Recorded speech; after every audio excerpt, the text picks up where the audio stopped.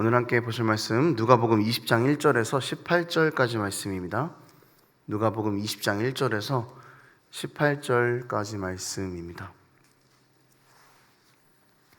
누가복음 20장 1절에서 18절까지 말씀 한 절씩 교독하겠습니다.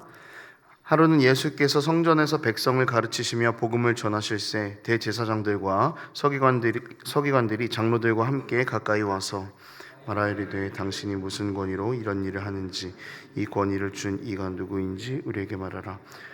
대답하여 이르시되 나도 한 말을 너희에게 물으리니 내게 말하라. 요한의 세례가 하늘로부터냐 사람으로부터냐. 그들이 서로 의논하여 이르되 만일 하늘로부터라 하면 어찌하여 그를 믿지 아니하였느냐 할 것이요 만일 사람으로부터라 하면 백성이 요한을 선지자로 인정하니 그들이 다 우리를 돌로 칠 것이라 하고 대답하되 어디로부터인지 알지 못하노라 하니 예수께서 이르시되 나도 무슨 권위로 이런 일을 하는지 이르지 아니하시니라.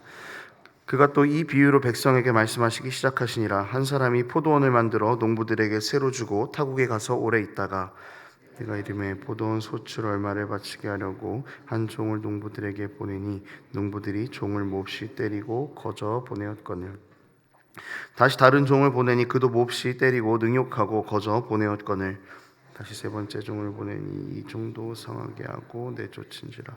포도원 주인이 이르되 어찌할까 내 사랑하는 아들을 보내리니 그들이 혹 그는 존대하리라 하였더니 농부들이 그를 보고 서로 의논하여 이르되 이는 상속자니 죽이고 그 유산을 우리의 것으로 만들자 하고 포도원 밖에 내쫓아 죽였느니라. 그런즉 포도원 주인이 이 사람들을 어떻게 하겠느냐 어서 그 농부들을 진멸하고 포도원을 다른 사람에게 주리라 하시니 사람들이 듣고 이르되 그렇게 되지 말아지이다 하거늘 그들을 보시며 이르시되 그러면 기록된 바 건축자들의 버린 돌이 모퉁이의 머릿돌이 되었느니라 함이 어찌미냐 이 돌 위에 떨어지는 자는 깨어지겠고 이 돌이 사람 위에 떨어지면 그를 가루로 만들어 흩으리라 하시니라. 아멘. 누가복음 19장에서 예수님께서는 성전에 들어가셨습니다. 그리고 20장부터는 이 성전 안에서 본격적으로 유대인들의 그 종교 지도자들과 바리새인들과 논쟁이 시작됩니다. 오늘 함께 읽은 이 20장의 앞부분은 권위라는 하나의 주제로 연결을 시켜 볼 수가 있습니다. 본문은 권위에 대해서 어떻게 이야기하고 있는지 또 예수님의 권위를 우리 삶에 어떻게 녹여낼 수 있을지를 살펴보면서 오늘 우리가 내려놓아야 할 것들 다시 한 번 더 점검하는 그런 이 아침이 되기를 소망합니다.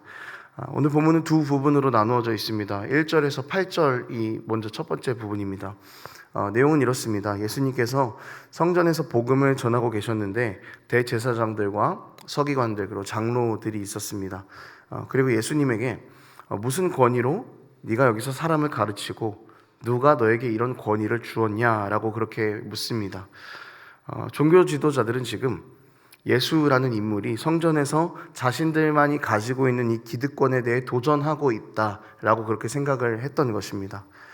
이 질문을 들은 예수님께서는 세례 요한의 이야기를 꺼내시는데요. 여기서 이야기할 때 요한의 세례에 대한 이야기를 하십니다. 어떤 이야기냐면 예수님께서 그 세례 요한에게 세례를 받으실 때를 한번 생각을 해보겠습니다. 하늘로부터 음성이 들렸죠. 사랑하는 아들이다라는 그런 또 음성이 들렸습니다. 그러면서 왕의 권위가 예수님에게 주어진 사건이 예수님께서 세례 요한에게 세례를 받았던 그 사건입니다. 그러니까 세례 요한이 하나님으로부터 그러니까 구약으로부터 약속된 말씀대로 온 것이 맞고 하나님으로부터 권위가 인정이 된 것이 맞다면 당연히 그 세례 장면에 있던 예수님께 주어졌던 왕의 권위도 맞다라는 이야기가 되는 것이죠. 분위기를 보니까 종교 지도자들은 세례 요한의 권위는 인정하는 것으로 보였습니다. 하지만 여기서 모른다라고 대답을 했습니다. 왜냐하면 그만큼 예수님의 권위를 인정하고 싶지 않았던 것이죠. 두 번째 부분은 포도원 농부의 비유입니다. 이야기는 이렇습니다. 한 사람이 포도원을 만들어서 농부들에게 세를 주고 잠시 다른 곳으로 떠났습니다. 이제 포도밭에서 세를 받을 때가 되어서 종을 보냈는데 그 종을 때리고 보내고 능욕하고 보내고 그렇게 3번을 반복을 했습니다. 포도원 주인은 이 일이 아들을 보내면 해결될 것이다 라고 생각했습니다. 그래서 농부들에게 마지막 카드로 아들을 보냅니다. 농부들은 그런데 아들까지 죽였습니다. 그러니까 농부들은 포도원 주인의 권위를 역시 무시한 것이죠. 포도원 주인은 하나님이시고 그 아들은 예수님이십니다. 그리고 농부들은 종교 지도자들입니다. 결론적으로 이 비유는 하나님의 권위를 인정하지 않고 예수 그리스도를 죽일 것이다 라는 것의 예언임과 동시에 비판인 것입니다. 이 첫 번째 부분과 두 번째 부분에서 모두 권위를 무시하는 모습들이 등장합니다. 첫 번째 장면에서는 종교 지도자들, 대제사장들은 예수님의 권위를 무시했습니다. 그 이유는 뭐냐면 자신들이 가진 권위가 무너질 것을 염려했기 때문입니다. 종교 지도자들은 자신들이 가지고 있는 기득권에 매달렸고 그 결과로 예수님 권위의 반대편에 서게 되었습니다. 두 번째 장면에서 농부들, 역시 종교 지도자들이죠. 주인의 권리를 무시했습니다. 포도밭의 권리는 포도밭 주인에게 있는 것인데 마치 이 밭의 권리가 자신들에게 있는 것처럼 행동했습니다. 역시 주인의 권리를 무시한 것입니다. 사람들이 왜 이렇게 권위를 무시했을까요? 여러 가지 이유가 있을 수 있겠지만 자신들의 권위를 주장하기 위해서 예수님의 권위를 무시한 것입니다. 여러분, 하나님에 대해서 나의 권위를 세우려고 한다면 우리는 반드시 하나님의 권위를 무시할 수밖에 없습니다. 종교 지도자들은 자신들이 가진 이 권위를 놓지 못했고 반대로 예수님의 권위를 완전히 무시해버린 것입니다. 이 기득권층들은 권위를 잘못 사용했습니다. 정말 건강한 권위라면 사람을 살리는 데 사용이 되어야 하는 게 맞습니다. 율법적으로도 이웃을 사랑하라는 범주 안에 그것을 가장 효과적으로 잘할 수 있는 권위가 주어진 것인데 종교 지도자들은 그렇게 건강하게 권위를 사용하지 않았던 것으로 보입니다. 예수님께서 수고하고 무거운 짐진 자들아 다 내게로 오라라고 말씀하셨을 때 여기 있는 수고하고 무거운 짐진 자들은 종교 지도자들이 만든 사람들입니다. 율법의 짐을 자신들이 지고 있었고 자신들이 지고 있는 율법의 그 무게감을 다른 사람들에게도 계속 지워준 것이 종교 지도자들입니다. 율법이라는 선을 그어놓고 수고하고 무거운 짐진 자들을 계속해서 만들어내는 것, 그것이 종교 지도자들의 권위였습니다. 사람을 살리는 권위가 아니라 사람을 죽이는 그런 권위였던 것이죠. 사람들이 권위를 필요로 하는 이유는 다른 사람들로부터 내가 좌지우지되지 않는 힘을 얻으려고 하는 것입니다. 그리고 평안과 자유를 내가 만들려고 하는 것입니다. 하지만 그 권위는 늘 상대적입니다. 그렇기 때문에 완전한 평안과 완전한 자유를 주지 못합니다. 오히려 권위를 붙잡으면 붙잡을수록 불안함을 경험하게 되는 것이죠. 종교 지도자들이 예수님에게 민감하게 반응하는 이유도 이것입니다. 권위를 쥐려고 하니까 앞에 있는 또 다른 권위가 부담스러운 것입니다.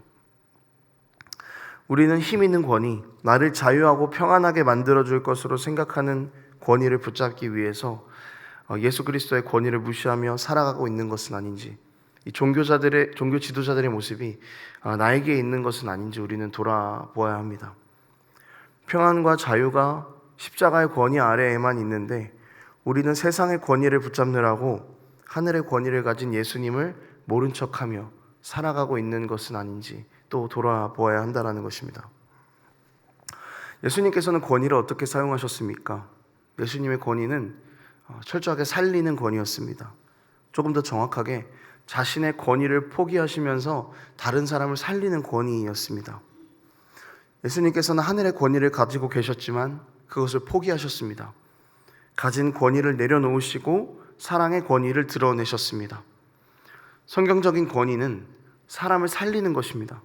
사람을 세우는 것입니다. 예수님께서는 가장 권위 있으신 분이셨지만 십자가에 매달려 죽으시며 자신의 모든 권위를 다 포기하셨습니다. 그리고 그 권위를 포기하신 십자가로부터 구원과 평안과 자유와 생명의 은혜가 흘러나오기 시작합니다. 죽은 영혼들이 살아나기 시작하는 것입니다. 여러분, 우리는 십자가에서 모든 권위를 포기하신 주님 때문에 살게 된 사람들입니다.